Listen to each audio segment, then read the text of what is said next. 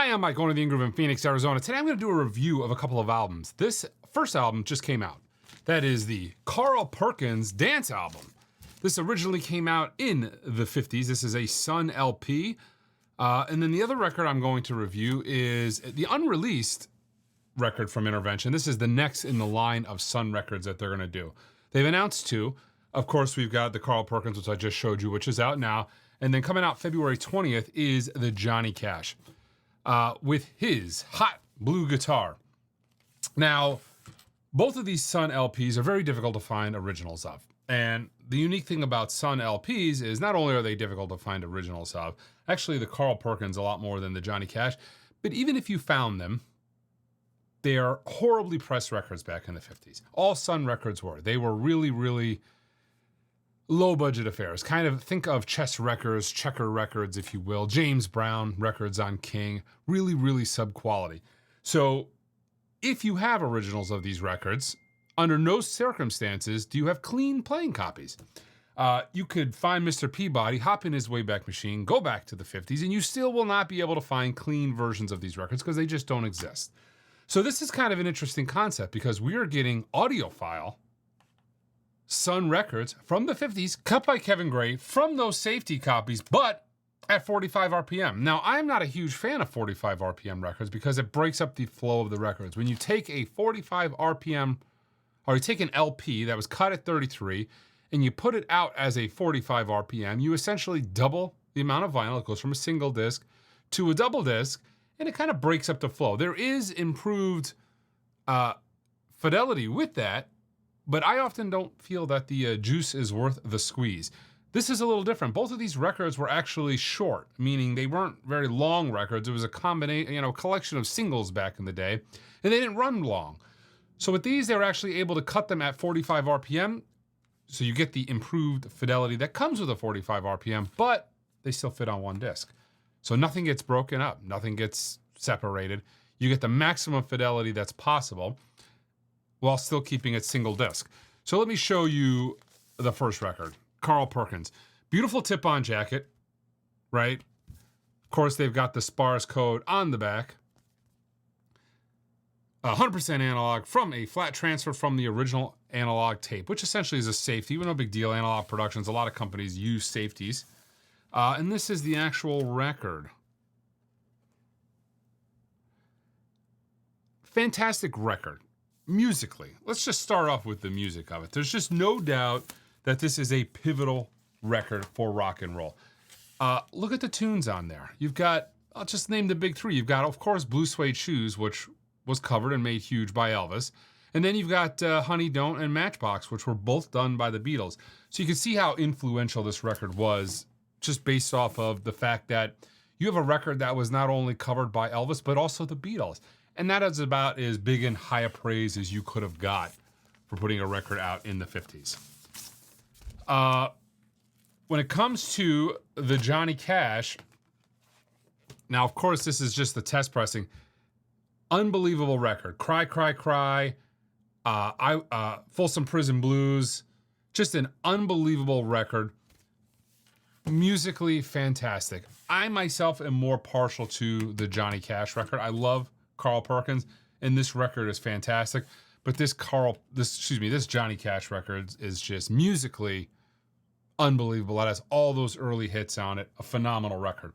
Now let's get to the Sonics. Again, both all analog, cut from flat transfers of the safety tape, all done by Kevin Gray at 45 RPM. They sound better than I've ever heard. Now, these aren't audio, you're never going to listen to these and think 1959 Blue Note. It's not that sound quality. They never were.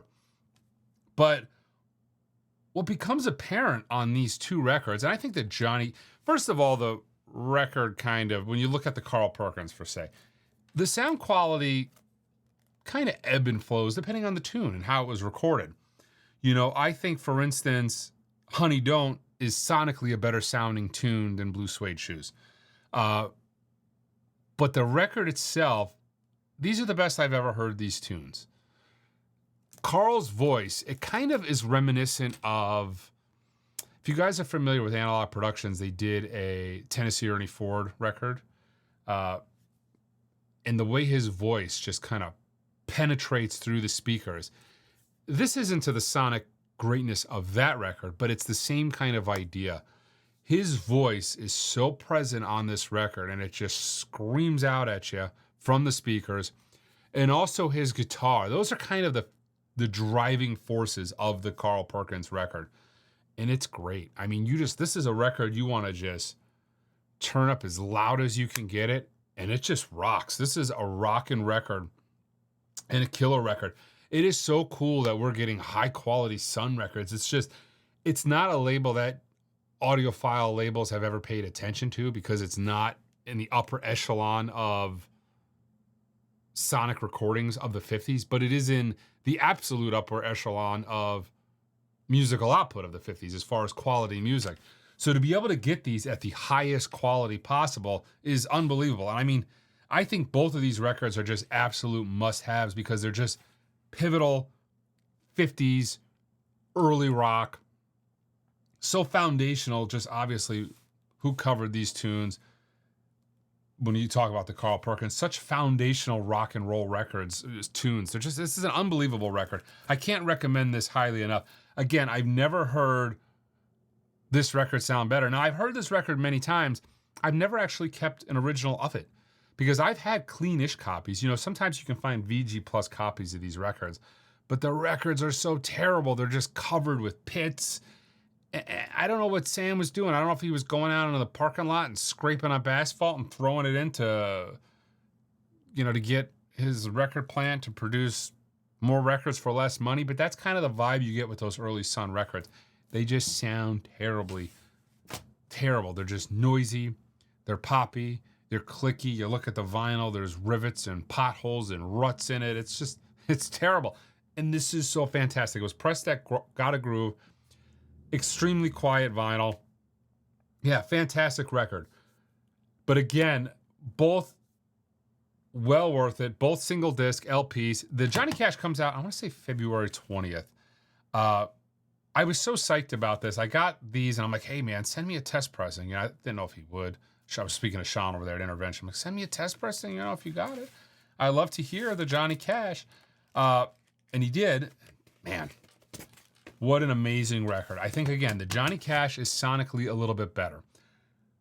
Both of these records, I don't have either one of them in my collection, so I can't go back and just tell you. And the reason, but I don't have them in my collection for a reason, because they just never sounded good.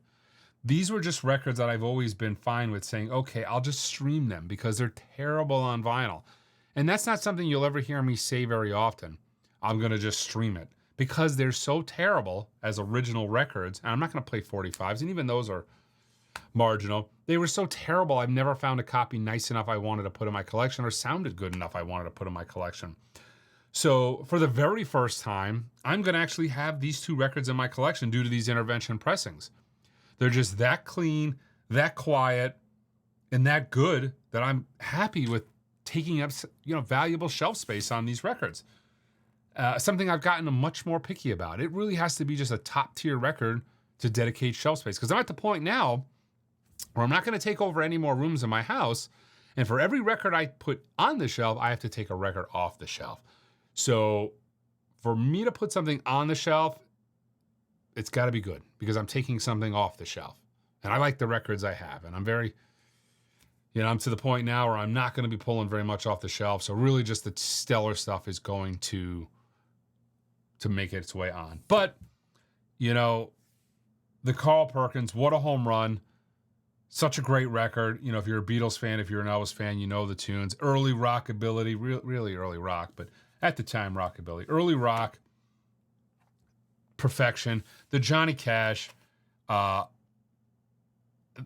a title that I'll play more of just because it's just so great. Those tunes are just absolutely fantastic. I can't wait for the release to come out. But both a must-have. I haven't done one of these videos in a while where I've actually talked about specific releases, but there's been very few specific releases that have just blown my mind. And I'm like, wow, these are amazing. These are definitely worth the pickups. But these two are amazing and definitely worth the pickups. All right, you can actually, I have the Perkins in stock on the website, and the Johnny Cash is up for pre-order. You can get them online at theingroove.com. Until next time.